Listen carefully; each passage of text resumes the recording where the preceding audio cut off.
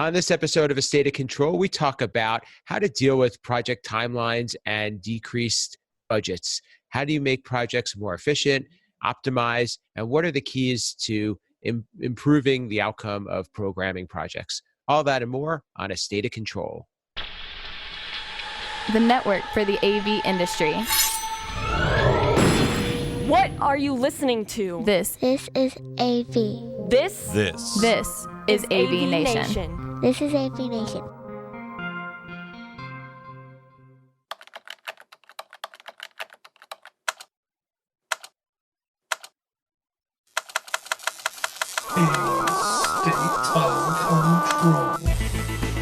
A State of Control.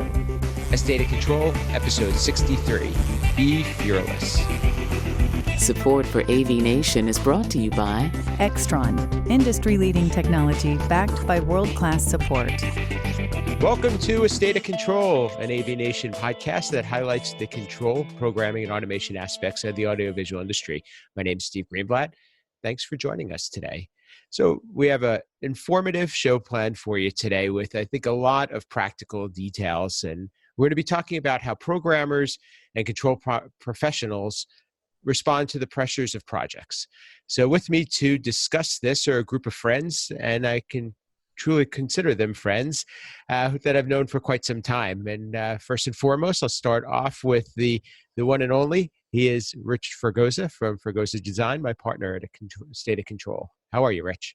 I'm doing good. Mellow West Coast greetings. Glad to be back in the saddle, and especially with this group of fine individuals. And so let's get right to them. Next, welcome back Bernard Morgan from ICS Plus. He's been a frequent contributor here at A State of Control. How are you, Bernard? Doing well. Thanks for having me again. Absolutely. And last but not least, he hasn't been on in some time, but I'm sure you guys remember him. He's Mark Lavecchia from BMA Software Solutions. How are you, Mark? Good morning. Thank you, sir. I'm well. Thanks for having me back. Absolutely. So I think that we could all agree that the pace of business and life and technology just gets increasingly faster. And almost every project, I believe, comes with a shorter time frame and likely even a more reduced budget. So everybody's really looking for ways to optimize their projects and their time and get more done to meet clients' needs. And I think that is particularly the case with programming. And programming has, I think, a big influence on the overall project in AV. So, Rich, when you're looking at programming is complex and has a lot of variables. How do you go about estimating the effort that goes into programming? And then, of course, effort then results in time frame. So how do you start there? Well, that's kind of that's a big one to start. How do you start? I say a couple of Hail Marys and then I jump right in. A big part of it, really the past few years, what we've been focusing on is less of the actual programming part. I think that any control system programming company, any third party, any in-house, the coding part you're going to get down. I mean, and typically you're going to be doing it offsite anyway. You're not going to be, just showing up and going. You're going to be working on a project, and you're going to have an idea of how long it takes to perform certain tasks. That part is a little bit more controllable, a little bit more definable. Where the X factor is and where you run into the issues is the communication side, the coordination side, working with the other teams. And what we've started factoring now in is what are going to be the appropriate tools, the appropriate communication tools that we use for our company to collaborate with all of the other associated trades. And that's been something that, we've been really happy about, especially over the past couple of years. And with a lot of the communication programs that are out there, not necessarily one over the other. There's lots of software options to work with. But what we focused on lately is, okay, where is this consolidated package that we can find ways to get everybody on the same page quickly? No longer, and everybody's gone through this, how do you avoid the 50 email reply all chain where the actual item that needed to be dealt with was buried 42 emails down, in the responses. And then all of a sudden you're moving around and you're cycling through. So, from a planning standpoint, I think that established companies are finding that with a consolidation, let's say in commercial, you've got X number of players who are in the market, what you're going to be dealing with in terms of how rooms are laid out, or whether you're room combining, whether you've got a huddle space, whether you've got a boardroom space, a multi-purpose space. There's going to be form factors that you're dealing with, or archetypes that you're dealing with. And I think at this point, everybody's got an idea roughly of how to be able to deploy and hopefully reuse their code in an efficient manner and be able to factor that. Where everybody always gets bit is, okay, that's great. It's like what Mike Tyson said, everybody's got a plan until they get punched in the mouth, right? That is this industry, right? You walk on site, first thing that happens is something punches you in the mouth.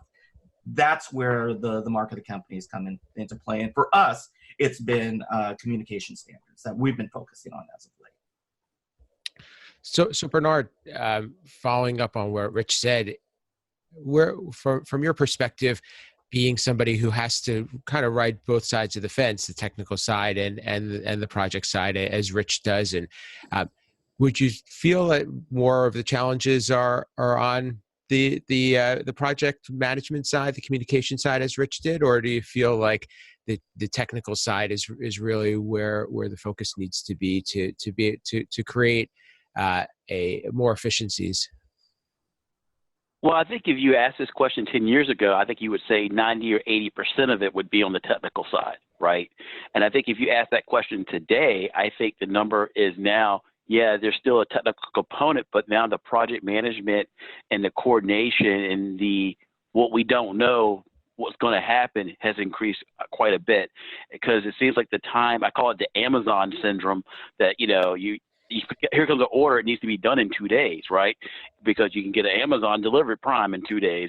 That the time that it's due to these projects has decreased substantially, which has put a huge burden on project management, coordination, and communication. So now, not only are you dealing with the technical component, but now you have to deal with coordination that used to have, 4 or 5 weeks to do a project. Now you may have 2 or 3, or maybe 1 to 2.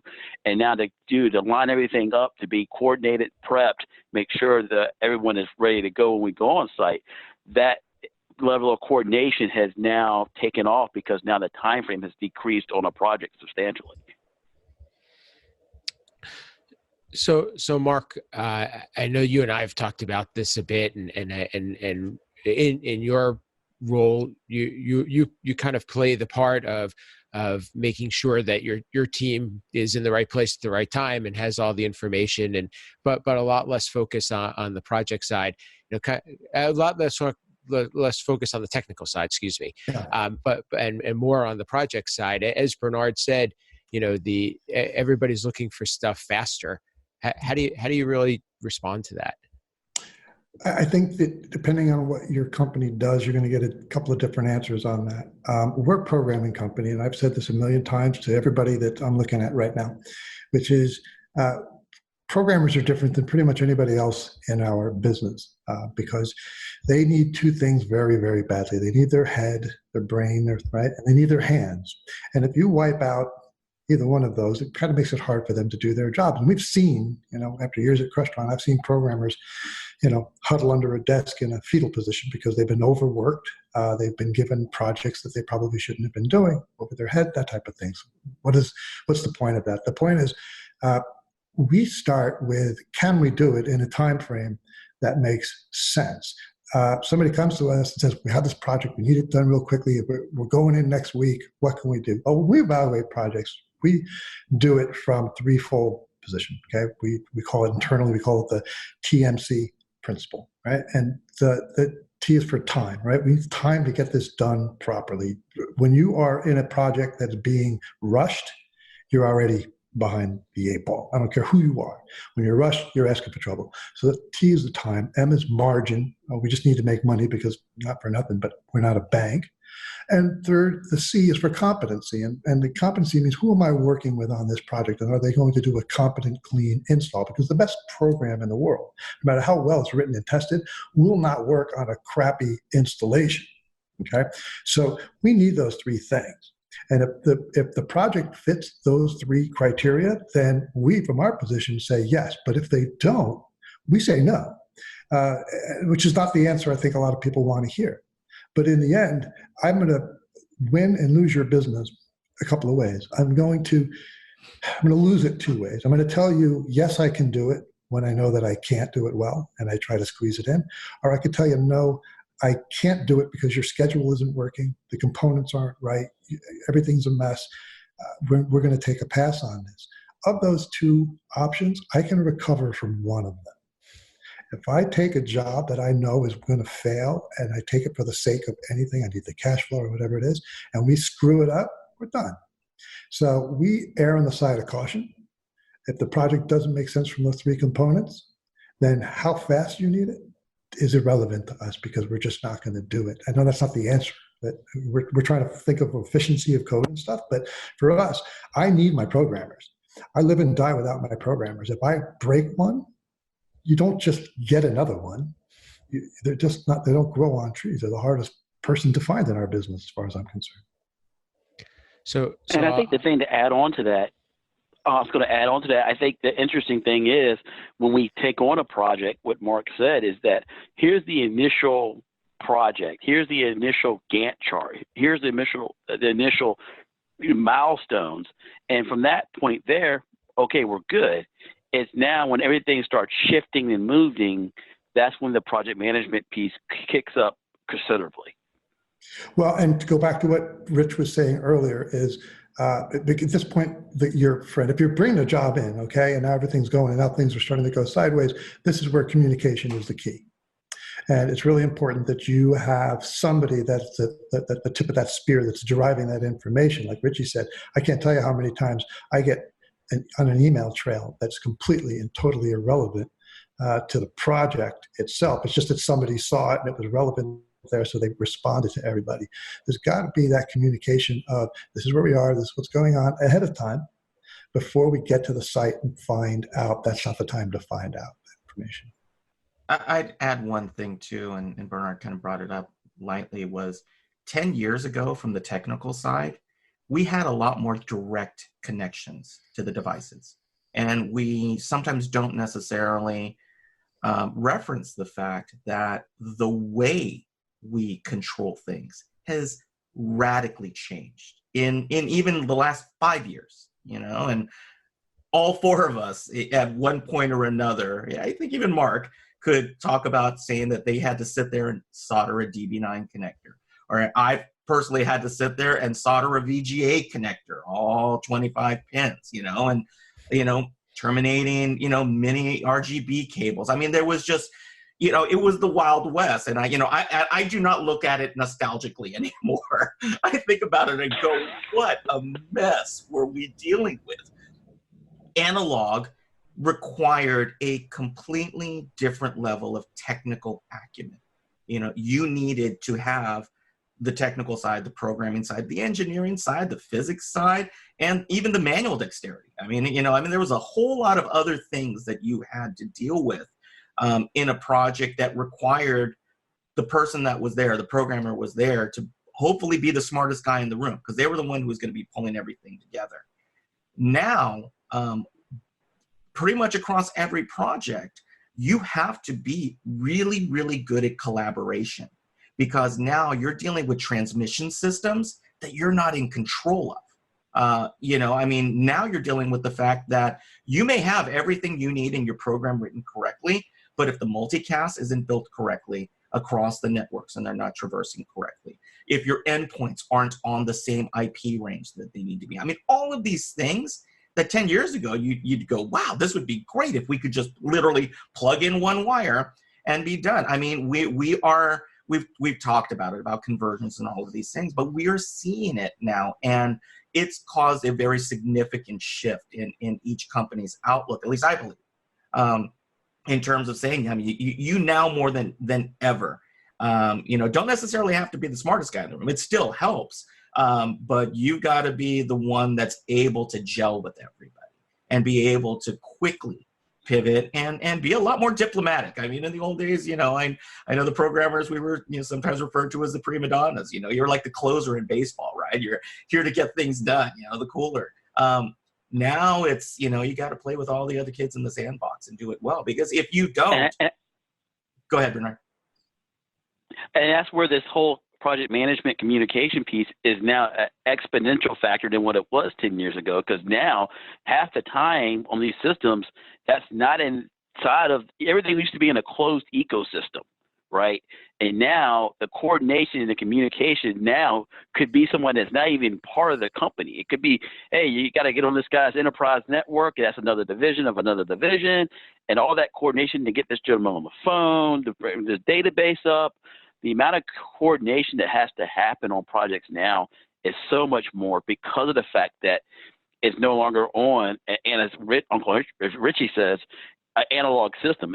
Some days I miss the analog systems because at least you knew what you had and you knew how to debug it. Now you could be shooting into space and you not even know you're shooting into space.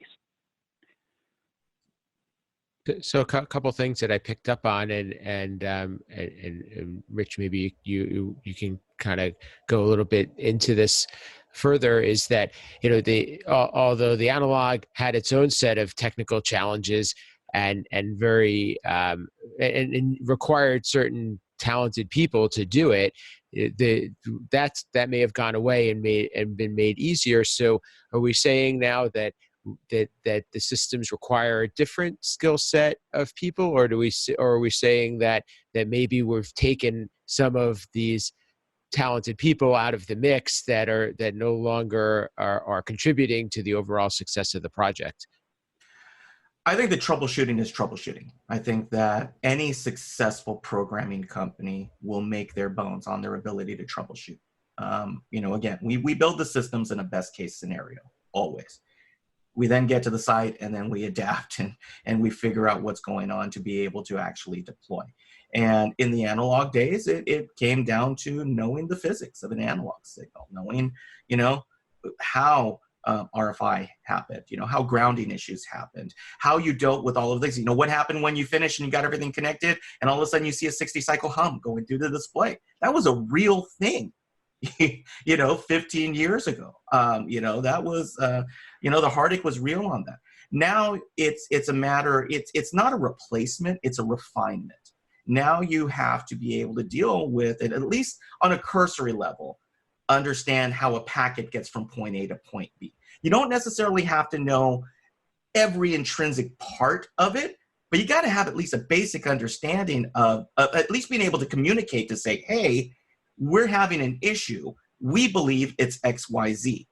And that then goes back into collaboration and being able to effectively present yourself as a solution provider and not the problem. And that's where it's always the issue when you're dealing with outside parties and you're dealing with, the IT manager, you're dealing with, like Bernard said, you're dealing with a division of a division. I mean, we have it where, we have some companies that we deal with that in order for us to connect from point A to point B, we had to go through 3 different servers in 3 different geographic locations managed by 3 different teams. Literally just to be able to say, hey, I want to be able to change this so that the icon that had Bert now has Ernie on it. We spent far more time just figuring out how to do it than actually doing it. And it's a good thing. I think that it is a maturation. We're maturing as an industry. And we need to stick with figuring out how to operate. And commercials way far ahead of residential in that respect still. And I'll say that. I've been dealing in residential coming on 30 years, and I'm very glad to see that even that's starting to mature. But commercials just had a lot longer to do it and much larger use cases to be able to do it. But at this point, yeah, and especially now when you have the manufacturers, again, no programming required, that's great. And that's a wonderful concept for fast deployment, the Amazon version that Bernard was talking about. But at the same time, you still got to know what you're doing. It's preventing, ready, fire, aim. And that's, a good company is going to be able to work around that. Mark, I'll bring you into the conversation. And, when we're talking about doing all this extra communication and the software tools that Rich said and project management, programmers have used to being kind of on the like the end of the line rather than being either we commonly say we want to be brought to the table earlier and have more of a say, but traditionally programmers are thought of as here's this project and go. Is that going to change in order to really make this happen? And how do you approach projects differently, I guess, is the question, because these are all great things, but but many of them are not programming. Well, they're not. And I think that it starts with an old premise that I was given when I used to make presentations. And it was a very simple premise that I'm sure I've discussed with you, which is when you're going to make a presentation to somebody, you start it off, you tell them what you're going to tell them, you tell them, and then you tell them what you told them. And then you close the presentation. Those three very basic steps, okay? And those three steps carry into what we do. I have a control system. I have this, we're doing an enterprise customer. They got 50 rooms. How do they want the rooms to operate? We need to know what's going to happen here. And we need to make sure that the people who are involved in that decision-making process are the same people who are going to be at the end of that closing process. Because what we see oftentimes is we start a project with one group, whether it's at the integrator or even at the end user. A lot of the enterprise end users have groups, AV groups, that come in and put the systems together, and they're in charge of getting it deployed for this building. And we work with them and the integrator, and we develop all that, we get it done, we go through, we commission, and we get it done, and then they introduce it to the people who are now going to use the system. And they don't, number one, have any idea how to use it. And number two, they're not particularly fond of the way that it works, and they want to start changing some things. And these are the enterprise customers I'm talking about, right? The big 500s and so forth. So it's key for us to make sure that when we tell them what we're going to tell them, we make sure that all the right parties are there. Then we tell them, which is we commission, we write the code, we bring it out, and we get it done. And then we tell them what we told them, and we make sure that at the end of this thing, the right people are there who understand and know the system, integrator and end user. If you miss that, that costs everybody so much time, money, and energy, because you now have to go all the way back to the beginning and explain how you got to where you are. And it's a very painful process. And so that's a very simple thing to do. I don't care if it was 20 years ago or 20 minutes ago, those basic steps need to be a priority for anybody who's getting involved in this thing, because that's where it all goes away. That's why a lot of integrators we deal with have, Richie brought up the word, we're the closers. Actually, a lot of integrators we deal with now have added a closer to their project to come in at the end. They've been there in the beginning. They know everything that's going on. Their job is to close this job out button by button, cable by cable, connection by connection, all the way to the end, and make sure that somebody says we're good and we're signed off, because that part gets lost as well. So I think it's really, again, plan your work, work your plan. It's just that simple. It's the problem is a lot of people don't do it because they're too busy, too quick, too hungry. So Bernard, when it comes to looking at people on your team, is this new demand changing the way you approach that? Whether it's programmers need to have different set of skills, or the team needs to have other people to supplement the programmers, to balance, let's say, the programmer skills and still be able to satisfy the requirements of the projects and be able to respond, I guess, to these new needs. I think there's two things there. I think one is communication is key, and we have to make sure anybody on the team is comfortable communicating to all parties, internally and externally, because I think as you say, these project timelines tend to be decreasing also the number of rooms that are in that timeline are increasing. So once again, you have a conundrum, which means more communication. So I think the first thing there is communication. And then I think that the second thing we look at in the team is the capability to work collaboratively as a group, as a team, instead of a single person. Because it used to be you put one programmer on a job, no matter what the job is. If it's one room or 50 rooms, they cradle to grave it. I don't think that mentality is in place anymore. I think having a group that can work as a team, say, hey, let's divide this. You do the user interface. I'll do the code, or hey, I'll take these 3 rooms and you take these 3 rooms, but here's the look and feel and the function that we're going for. I think the chemistry of the team being able to work as a group, not as an individual, with the communications is what's going to be able to make a successful team to deploy these projects with the decreasing timelines.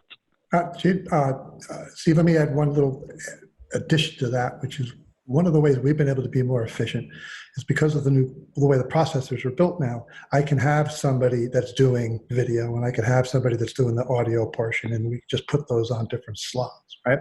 And what that allows us to do is have that internal collaboration where everybody's familiar with the project, which is key moving forward, because if something comes up and the person that was the manager of the project is not available, somebody else down the chain is familiar with it and can give a better and faster process to it. But that part of the programming is very different for us over the last few years, but has been very effective for us when we're dealing with enterprise customers, because we can just divide the system so we're not overworking everybody.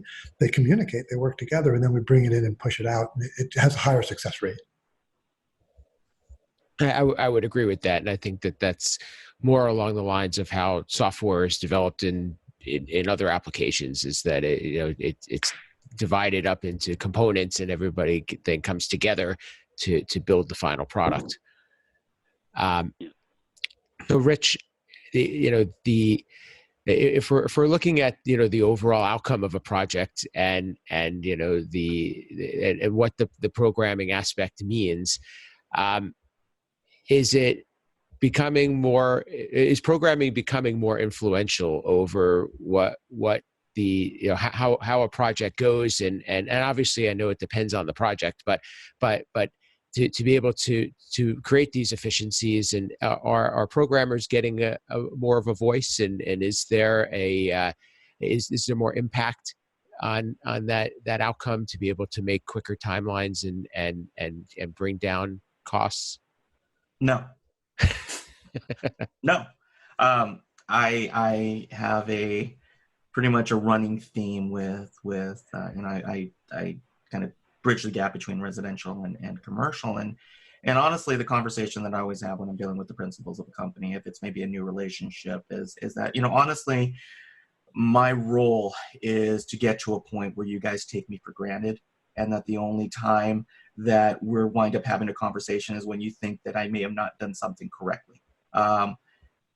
Programming has and probably will always be, kind of the thankless effort of it. It's it's like anything else. People will only chirp up when something isn't going the way they want it to, and that's a good thing. I think that this part of your professional pride should be that you should be taken for granted, or somebody looks at what you did and went, oh, that's it, quote unquote. That's the whole point. I've talked many times about, we've always talked about our principles of automation. And, I always bring up the example of a light switch. I'm like, a light switch doesn't need an instruction manual, right? It's ubiquitous. You can tell just by looking at it what it's supposed to do, hopefully. Most people intrinsically know that something is going to happen with the light switch. That's the approach of, let's just say use good programming. Let's just use kind of the entire umbrella of programming. That falls under user experience, user interface, the psychovisual, the psychoacoustic. All of the human elements of it. And a good programming company will learn, if they're going to be successful, how to identify patterns. And this is, Mark basically just said the same thing, right? Identify patterns, reduce the friction lines, say what you do what you say what you did, right? Identify, deploy, push through. And at that point, and it comes back to listening, you know, and I can't tell you how many times and again, I relish when I get a new crew. I'm kind of the guy that, you know, when an integrator comes to me and says, guys are really booked. We've got, you know, basically the rookie. We've got our you know, our AA affiliate coming up. I'm like, give them to me. If for no other reason, we're going to be able to sit and say, here is a process for you to learn. Not the best place to always do it, but if we're going to do it, we're going to maximize this. It's an opportunity for programming companies. Again, if you want to, you know, it comes back to how do you get more valuable, right? You become valuable. You become a asset to the team. A lot of times, like all four of our companies, we're an outside asset, you know, right? Again, we're literally the closers. We're the guys that are come in, you know, and it's just like, hey, I'm bringing in the guy, right? And we get to walk in with our own walk-up music and everything else. And I mean, that's what our companies do, you know. And I know that guys that are watching or listening or anything else, those are the companies they want to be. We've got the luxury of longevity. And our longevity is because I know personally, I have blown up every system, every way imaginable over my career. I have messed it up every way possible, you know, and at this point now, we've got that tribal knowledge that we're passing on. So, you know, how programmers are going to be more valuable. And again, it doesn't matter whether you're social or antisocial and whether you're the guy that just gets put in with the laptop and the headphones on and you go through, that's great. But there is a point now that as a company, as a representative, as a team member, it is becoming more and more a matter of, it was like Mark was saying, say what you do, but say in a way that it's understood, and then listen. And then if you need to, break it down in a way that it's understood better. I would add to, I'm sorry, Richie. Go ahead.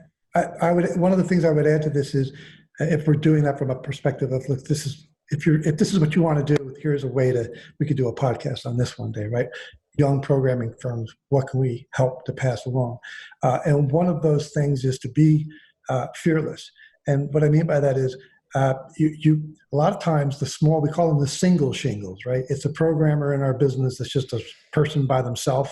That's it. And they have a laptop and a phone. They put up a sign. They get their CSP authorization, and away they go. And those single shingles are fearful because if they don't get the job, then they're not going to have any money. And so what Richie's talking about is you have to be fearless when you go to the customer and say, this is what I want to do for you. And these are the things that I'm going to need from you, this information, in order for us to be successful. And if you're fearful, you're going to maybe not bring that up because the integrator may not want to go down that road. They're like, look, I just need to get the job done. Okay, that's it.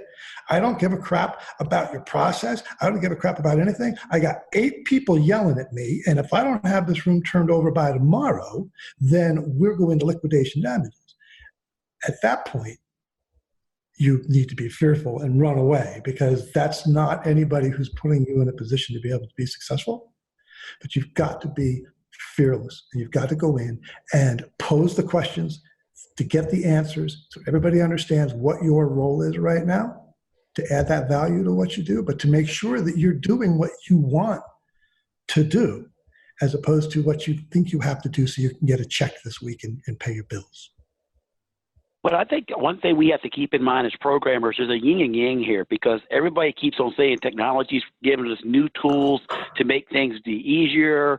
Processors are getting faster. Technology's getting better. The hardware's getting easier to do.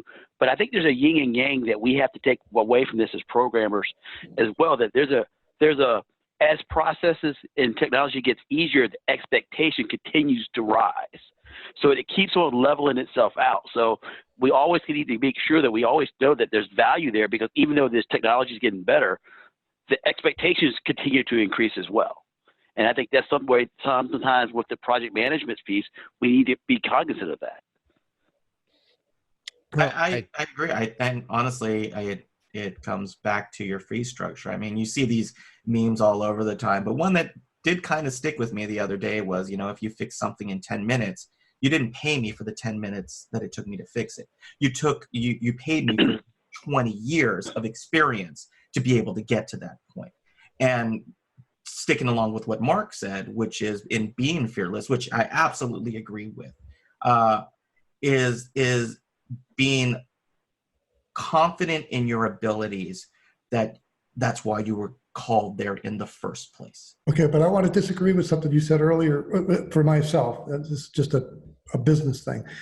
When I get the call from somebody that says, hey, my guys are booked, I'm overwhelmed, I hear you're pretty good at this stuff, we need you to come in and do it, you see that as an opportunity, as do I. But what I find is that opportunity, more often than not, falls flat. And the reason that it does is because they are typically in a situation where they need something to be resolved quickly. They don't give a crap what you've got to think about, your process. They know that it needs to get done. And so when I start that the same way, I feel like we should give back to our business, right? We should always represent.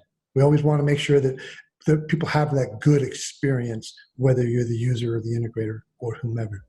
But if we're trying to walk through what we consider to be the best way to approach what you're trying to do, and you're kind of listening, but you're not, and you're like, well, I don't really care about that, I just need to get this done, that's a problem to me. And for me, that's where we walk away. I go, you're going to keep having these problems until you fix this. And you must fix this if you want to get better at what you're doing. I would counter, though, with that if counter. Yeah. That if you keep walking away, you're still contributing to the problem.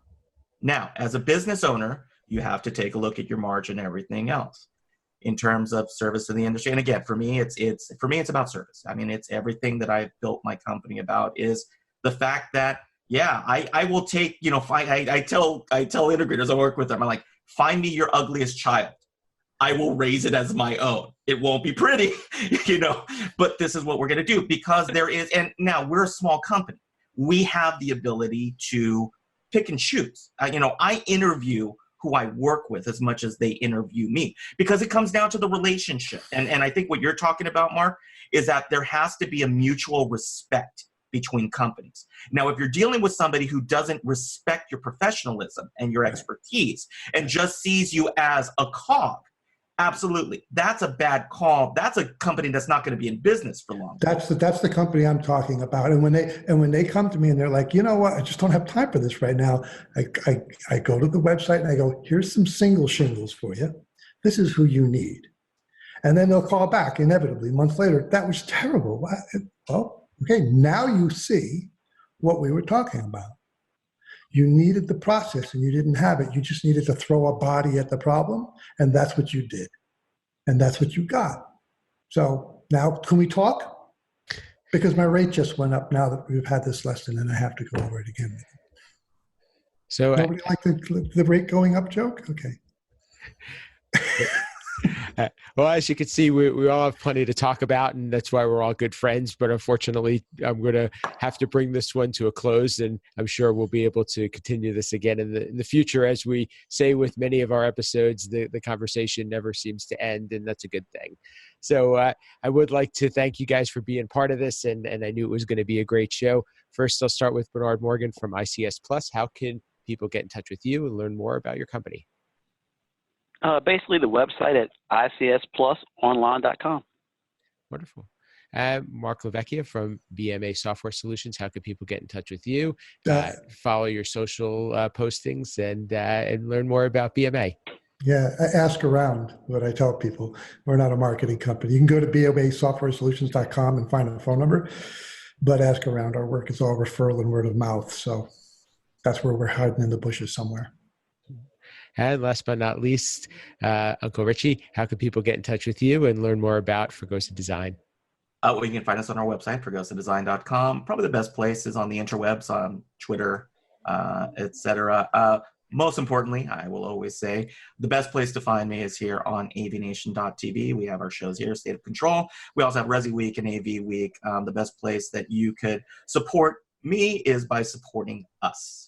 Wonderful. And I will give Richie great kudos for hosting Resi Week a few episodes ago. You guys have to check that out. It's a great show. So as Rich said, please visit the website avnation.tv. That's avnation.tv to check out this show and all the other shows while you're there. Also give some thanks to the supporters who make all these shows possible, as well as help with all of that AVNation does.